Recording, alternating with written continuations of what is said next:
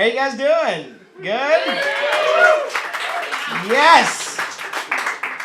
Look at you guys. Just like happy, delicious white folks. I don't know why I put delicious in there. That wasn't necessary. Don't want to eat any of you. When I first started 3 years ago, there were 3 shows. One of them was good. And now we have new shows popping up all the time. People starting shows, we have variety shows, we have improv here experiencing a boom, we have sketch comedy here experiencing a boom. And it's a testament to the renaissance in Athens comedy is just an increased number of young people wanting to get good at comedy and explore comedy and wetting their feet in comedy and just figure out what the heck this art form is. Nah, but we've been to church like 2 times in the last 5 years, especially since my sister left because she's the only one that's actually committed to the J. That's committed.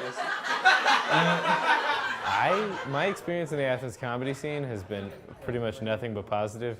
Everybody is like unbelievably supportive, and I'm making like lifelong friends, I think. Everybody's some of the coolest people I've ever met, and I've never encountered a community of people that's like so interested in helping one another succeed. Atlanta, for example, is a much bigger city, and it has a much higher density of comedians, and it seems a little more cutthroat. Here in Athens, it's mainly a college town, and it's famous for kind of encouraging creative outlets such as music and comedy. And so I think it's a very supportive scene to start out in because you have a lot of like-minded people collaborating to bring the scene together and do cool things. And the audiences typically are people who know what it's like to be in that position, to be creative, and they truly want you to succeed.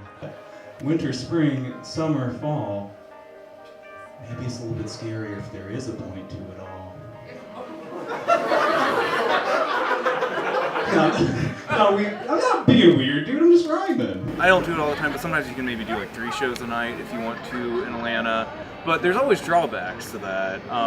For example, like doing this show here tonight at Empty Cap, like there's a ton of people in the room. To me, a lot of times, like in Atlanta, you'll be performing at open mic of just the other people that are in the show. So, you know, it's good. You can get more stage time, and that's great practice. But like here, you can like do a performance, and it feels like a performance. You guys, who likes Star Wars? Yeah. My love of comedy in general really drew me to stand-up because it's the only thing that you can really just do on your own. Love Star Wars, saw a new trailer. They are just cranking out the Star Warses. I started out watching a ton of SNL, and you know, I loved like Tina Fey and Amy Poehler and you know, all of the NBC comedies. Let's get some star compromises up in here. I was always, you know, from growing up, I was always surrounded by funny people, which is kind of what made me want to be funny. So I saw some of the people who were involved with the comedy scene here, and that's kind of what made me want to do stand-up. So when I started, about the only stand-up show there was Open Toed, and then it was run by Caleb Synan, who is now getting pretty big. He was on some late night show recently, Conan. Yeah, he was on Conan. It was super awesome. And so used to be it was just that. He was the guy running that. Shortly after that, a guy named Jason Flynn started up a show over at Go Bar. It was Garage Sale on Monday nights, and it was just awesome to get into comedy in Athens around that time because so many people were really interested all at once, and it really helped it sort of explode and liven up. A lot of Atlanta people started hearing about it and coming down to do shows. A lot of people in Athens starting their own shows, and it was just all around a really fun thing for everybody. Silcox, everybody! I was thinking about this earlier, and it's weird. I didn't have some like crazy I've been watching comedy since I was 4, and I went to see Brian Regan, and then I knew this is what I had to do. I wish it was something more poetic, but it was just I wanted to do it. You guys know Colorado Mike? Imagine someone named Colorado Mike. That's exactly who this guy is. If I have an idea, I can write it down on my phone, and then that night I can go talk about it. So there's a great deal of immediacy to stand-up, and there's a good deal of the immediate gratification that you get with stand-up. I think that we would all be better off as a society if we had like a 24-hour purge period Hear me out. We had a 24-hour purge period where we were allowed to take literally at face value. Do you guys know what I mean? You're out shopping, you're having a great time, you're like, oh, what's this, size 4? Okay, I'll buy it, it's my size, whatever. And then you hear this girl, like this betch, 2 racks over, and she's like, oh my god, they're all out of size 00. Literally kill me. I've always been... I'm gonna amend that. I have not always had stage fright, but I used to struggle with stage fright a lot. And so the first time that I did it was really me putting myself out there. Everyone's so receptive and very supportive, especially if they know it's your first time.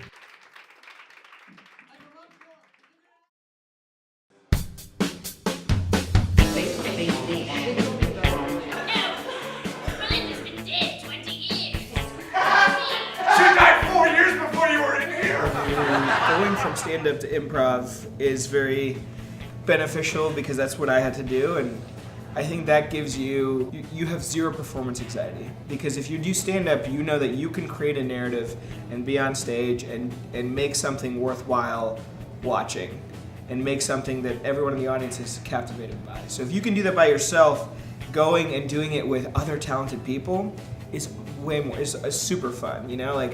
So I think just being on stage is such a valuable skill that stand-up teaches you, and then going to improv, that skill very much translates over. Turkey bacon. Hotel California. Dance moms. Turkey bacon. Hotel California. Dance moms. 5, 4, 3, 2, 1. There wasn't ever a moment where I was like, I think I'm funny and I'm going to go do things that are funny. And when auditions came, I walked in and I poked my head in. I will never forget it. And I looked at one of the guys who the next year would be one of the leaders. And I looked at him and I said, is it okay if I just watch? And he looked back at me and he said, why, you're here, why don't you just audition? And I was like, have you seen me do improv? And he said, have you seen how many girls we have in the troupe? And I didn't really know what to say in response, so I auditioned that day and I got into the troupe. Improv Athens, improv is the first word of that, and what that means is everything that we're going to be doing tonight is totally made up on the spot. It's not rehearsed or planned or scripted.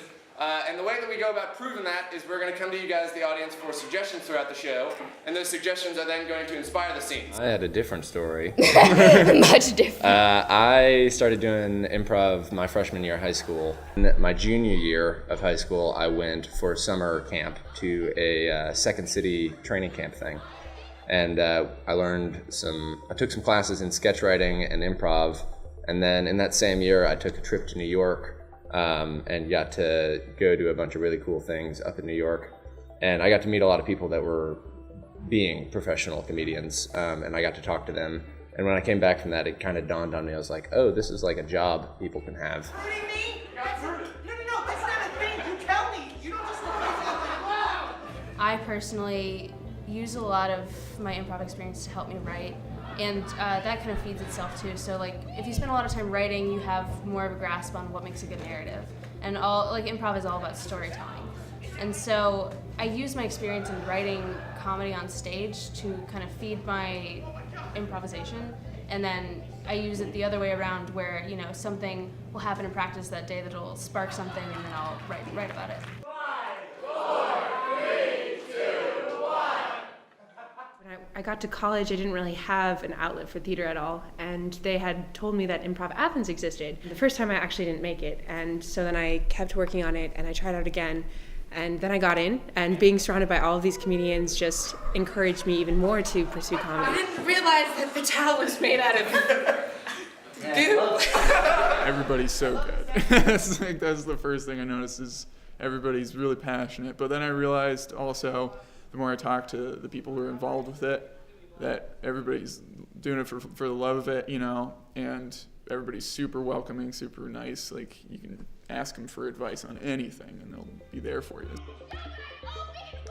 Coming from improv to stand-up, you have a natural background in creating narrative and sculpting story and defining characters very well. Shaunik's style, I don't want to speak for him, but he likes to riff, which is a lot about improvisation. And that's such a big part of comedy, is coming up with stuff on the fly and being able to deal with hecklers and deal with, whatever happens to you. Every comic that starts comedy is a funny person, but when they start comedy, they're a bad comic because they don't know how to be a funny person on stage. That's important. So when you're clicking and when you're having a series of really good sets, it's probably not because your writing's getting better. I'm sure that has to do something. That's definitely a factor, but it's because you're getting more and more comfortable being on stage and being yourself on stage. It's just putting a twist on something ordinary and then following that wherever it'll take you.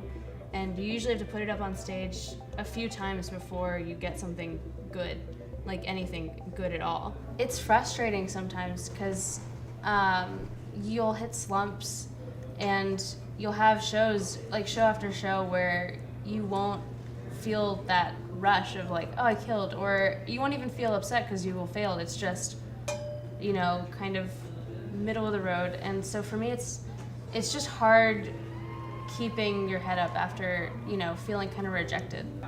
It was going to like Improv Athens open rehearsals that, and meeting people and getting comfortable and, finally building up my confidence to the point where I felt like, why not me? Like, why not say, like, I can do this and I can be the person that I want to be.